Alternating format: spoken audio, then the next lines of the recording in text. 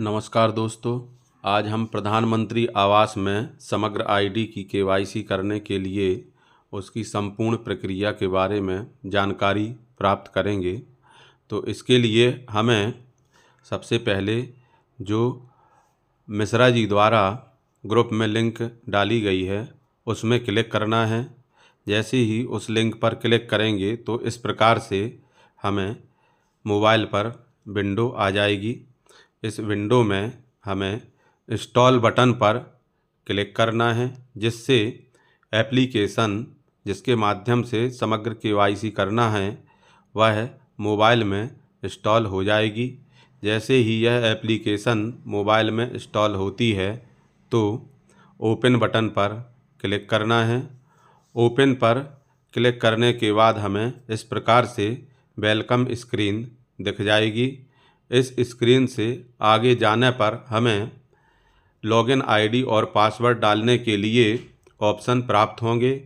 इसमें हमें एसपीआर का यूज़र नेम डालना है और एसपीआर का ही पासवर्ड यहाँ पर हमें डालना पड़ेगा। उसके बाद अगले कैप्चा ऑप्शन पर जो भी लेफ़्ट साइड में कैप्चा दिखेगा वह कैप्चा हमें इनपुट कर देना है। जैसे मेरा VP 27 585 लॉगिन है, उसका जो भी पासवर्ड है वो मैंने डाला और 3145 कैप्चा डाला। जैसे ही हम कैप्चा इनपुट करेंगे उसके बाद हमें नीचे लॉगिन बटन पर टच कर देना है। जब हम लॉगिन बटन पर टच करेंगे तो इस एप्लीकेशन के अंदर पहुंच जाएंगे। वहां हमें इस प्रकार से पेज प्राप्त होगा। इस पेज में हम लेफ़्ट साइड में सबसे ऊपर जो 3 लाइन बनी हुई हैं इन पर क्लिक करके देख लेंगे कि किस लॉगिन से हम लॉगिन हुए हैं और यूज़र के बारे में जिसके नाम से वह एसपीआर की लॉगिन बनी हुई है उसकी जानकारी प्राप्त कर सकते हैं। जैसे यहाँ हम देख रहे हैं कि वशिष्ठ पांडे नाम से यह लॉगिन बनी हुई है। उनका मोबाइल नंबर है, ज़िला का नाम है, जनपद का नाम है और डैशबोर्ड और लॉग आउट 2 बटन हैं।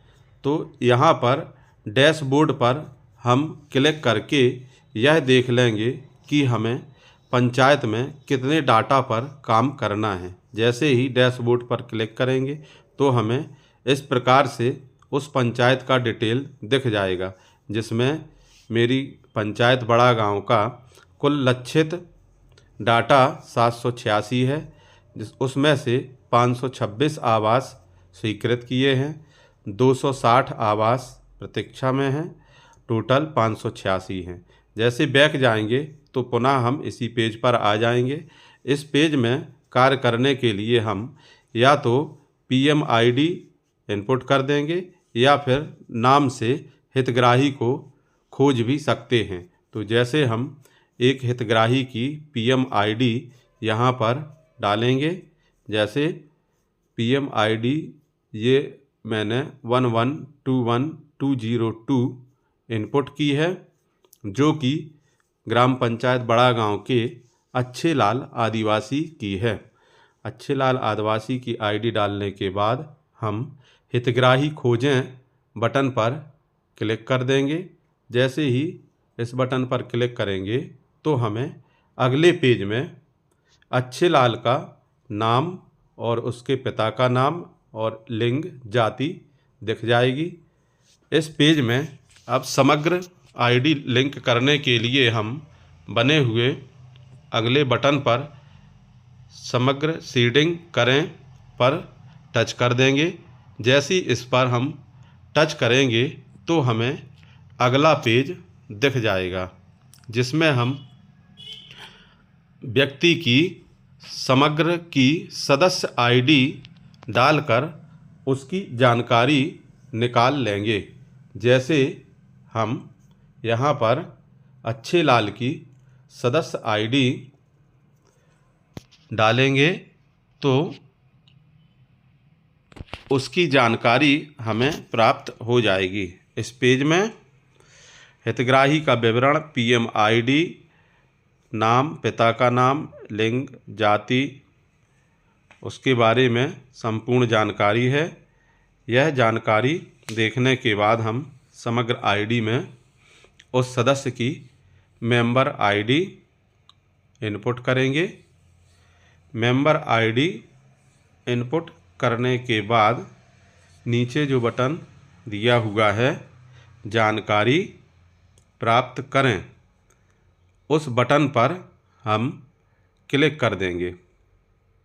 जैसे यहाँ हमने अच्छे लाल की सदस्य आईडी 107379 इनपुट की है और जानकारी प्राप्त करें पर क्लिक किया है, जिससे हमें अगले पेज में इस प्रकार से अच्छे लाल के बारे में जानकारी प्राप्त हो जाएगी।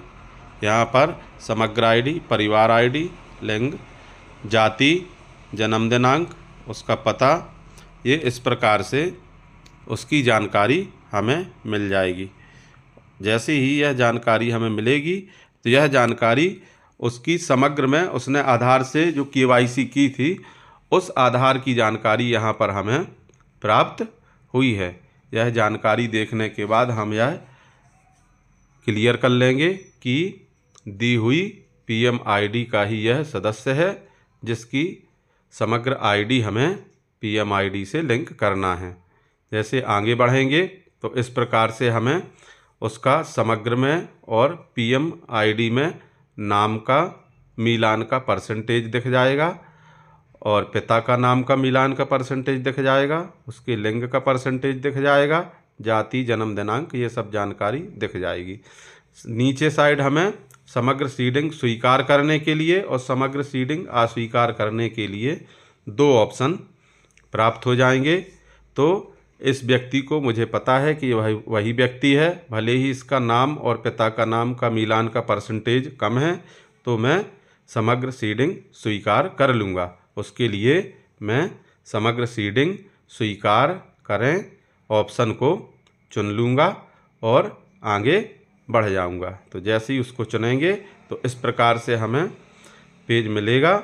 इसमें हम समग्र सीडिंग स्वीकार करें को चुन लेंगे और ड्रॉप डाउन लिस्ट में अगले ऑप्शन को देखेंगे।